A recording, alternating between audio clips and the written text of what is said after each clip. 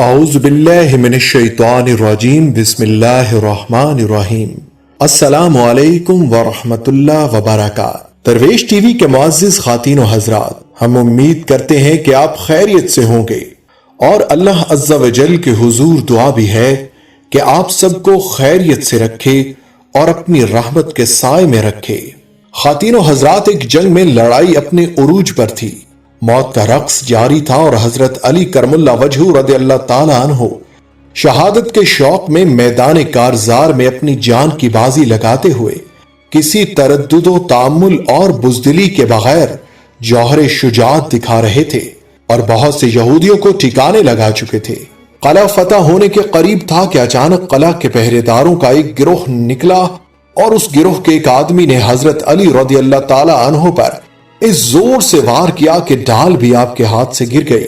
چنانچہ حضرت علی رضی اللہ تعالی عنہ نے پکار کر کہا، اس ذات کی قسم جس کے قبضے میں میری جان ہے، یا تو میں بھی شہادت کا وہی مزہ چکھوں گا جو حمزہ رضی اللہ تعالی عنہ نے چکھا تھا، یا اللہ تعالیٰ میرے لیے ضرور اس قلعہ کو فتح فرما دے گا۔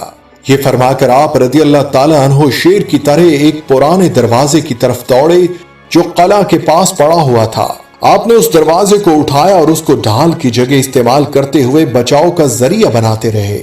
جب تک آپ دشمنوں سے لڑنے میں مصروف رہے، وہ دروازہ آپ کے ہاتھ میں ہی رہا، یہاں تک کہ آپ رضی اللہ تعالی عنہ کے ہاتھ پر اللہ تعالیٰ نے اس قلعہ کو فتح فرمایا تو آپ نے اس دروازے کو پھینک دیا۔ حضرت ابو رافع رضی اللہ تعالی عنہ فرماتے ہیں کہ حضرت علی رضی اللہ تعالی عنہ کے ساتھ موجود لشکر اس بات کا عینی شاہد ہے کہ میں نے اپنے 7 آدمیوں سمیت یہ کوشش کی کہ اس دروازے کو اٹھائیں یا الٹا کر دیں جسے حضرت علی رضی اللہ تعالی عنہ نے اٹھا رکھا تھا، لیکن ہم ایسا نہ کر سکے۔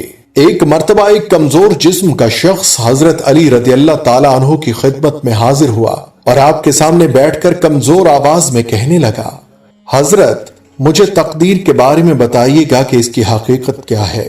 اس کے اس سوال کے جواب میں حضرت علی رضی اللہ تعالی عنہ نے فرمایا، یہ ایک تاریک راستہ ہے، تم اس پر نہیں چل سکو گے، یہ ایک گہرا سمندر ہے، تم اس میں داخل نہیں ہو سکتے۔ اس شخص نے دوبارہ اپنا سوال دہرایا، آپ مجھے تقدیر کے بارے میں بتا دیجئے۔ حضرت علی رضی اللہ عنہ نے اسے سمجھانے کی کوشش فرمائی، لیکن وہ شخص مسلسل اصرار کرتے ہوئے ان سے تقدیر کے متعلق سوال کرنے لگا۔ تو حضرت علی رضی اللہ تعالی عنہ نے فرمایا، یہ اللہ کا راز ہے جو تجھ سے پوشیدہ ہے، لہٰذا تم اس راز کو افشا نہ کرو۔ جب اس شخص کا اصرار مزید بڑھا اور اس نے ایک مرتبہ پھر حضرت علی رضی اللہ تعالی عنہ سے تقدیر کے متعلق سوال کیا تو حضرت علی رضی اللہ تعالی عنہ نے فرمایا، اے سوال کرنے والے، یہ تو بتا کہ اللہ تعالیٰ نے تجھے اپنی منشا کے مطابق پیدا کیا یا تیری مرضی کے مطابق؟ اس نے عرض کیا کہ اللہ نے مجھے اپنی مرضی اور منشا کے مطابق پیدا کیا ہے۔ چنانچہ حضرت علی رضی اللہ تعالی عنہ نے فرمایا، تو بس پھر تجھے جس کام کے لیے چاہے استعمال کرے۔ ایک مرتبہ ایک یہودی حضرت علی رضی اللہ عنہ کے پاس آیا اور خباثت بھرے انداز میں پوچھنے لگا، حضرت ہمارا رب کب سے ہے؟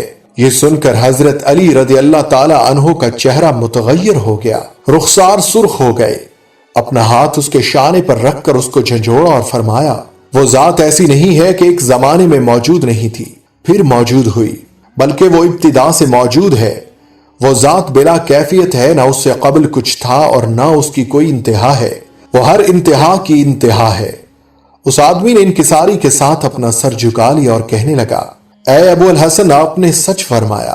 پھر اس کی آنکھوں سے آنسو جاری ہو گئے اور اس نے اللہ تعالیٰ کی معبودیت اور رسول اللہ صلی اللہ علیہ وسلم کی رسالت کا اقرار کیا اور مسلمان ہو کر واپس چلا گیا۔ ایک مرتبہ امیر المؤمنین حضرت علی رضی اللہ تعالی عنہ پرانے و بوسیدہ کپڑوں میں ملبوس شکستہ و خستہ حال بیٹھے تھے اور ذکر و تسبیح میں مشغول تھے کہ ابو مریم ایک غلام حاضر خدمت ہوا اور متواضعانہ انداز میں دو زانوں بیٹھ کر عرض کیا، یا امیر المؤمنین، میں آپ کے پاس اپنی ایک درخواست لے کر آیا ہوں۔ حضرت علی رضی اللہ تعالی عنہ نے درخواست کے متعلق پوچھا تو ابو مریم کہنے لگے، میری درخواست یہ ہے کہ آپ اپنے جسم سے یہ چادر اتار دیں، کیونکہ یہ بہت پرانی اور بوسیدہ ہے۔ یہ سن کر حضرت علی رضی اللہ تعالی عنہ نے چادر کا ایک کونا اپنی آنکھوں پر رکھا اور زار و قطار رونے لگے۔ یہ منظر دیکھ کر ابو مریم بہت شرمندہ ہوئے اور عرض کیا، اے امیر المؤمنین، اگر مجھے معلوم ہوتا کہ میری اس بات سے آپ کو تکلیف ہوگی تو میں کبھی آپ کو چادر اتارنے کا نہ کہتا۔ حضرت علی رضی اللہ تعالیٰ عنہ گویا ہوئے، اے ابو مریم، اس چادر سے میری محبت روز بروز بڑھتی جاتی ہے، کیونکہ یہ چادر مجھے میرے حبیب اور خلیل نے تحفہ دی تھی۔ ابو مریم نے بنظر استعجاب دریافت کیا، اے امیر المومنین، آپ کے خلیل کون ہیں؟ میرے خلیل حضرت عمر بن خطاب رضی اللہ عنہ ہے۔ بلا شبہ عمر رضی اللہ تعالی عنہ اللہ کے ساتھ تو مخلص تھے اور اللہ تعالیٰ نے بھی ان کے ساتھ بھلائی کی۔ یہ فرما کر حضرت علی رضی اللہ تعالیٰ عنہ دوبارہ رونے لگے، حتیٰ کہ آپ رضی اللہ تعالیٰ عنہ کے سینہ مبارک سے گونجدار آوازیں آنے لگیں۔ اب ہم آپ کو حضرت علی رضی اللہ تعالیٰ عنہ کا اسم مبارک و القاب و کنیت و حلیہ شریف بتاتے ہیں۔ اگر آپ اللہ تعالیٰ کے دوستوں کا نمونہ دیکھنا چاہتے ہوں تو آؤ میں آپ کو اللہ تعالیٰ کے دوستوں کا سردار دکھاتا ہوں، جن کا اسم مبارک علی رضی اللہ عنہ ہے۔ حضرت علی رضی اللہ عنہ کا نام مبارک منہ کا مقصود اور زبان کی زینت ہے۔ آپ کا نام مبارک دل کو آرام دینے والا اور جان کو راحت دینے والا ہے۔ آپ کا لقب حیدر کرار اسد اللہ الغالب اور آپ کی کنیت ابو الحسن ابو تراب ہے۔ آپ رضی اللہ عنہ کا حلیہ شریف دکھانا چاہتا ہوں تاکہ آپ تصور جمائیں تو کیا عجب ہے کہ حضرت سیدنا علی المرتضی رضی اللہ تعالی عنہ کی متبرک صورت نظر آ جائے۔ آپ لمبے قد کے نہ تھے، آپ کی آنکھیں بڑی اور پتلیاں سیاہ تھیں۔ آپ کا چہرہ مبارک نہایت خوبصورت، گویا 14ویں رات کا پورا چاند تھا۔ آپ کے سر پر بال کم تھے مگر داڑھی کے بال کثرت سے تھے۔ آپ کی نازک گردن دیکھنے والوں کو بالکل چاندی کی ڈھلی ہوئی سراہی معلوم ہوتی تھی۔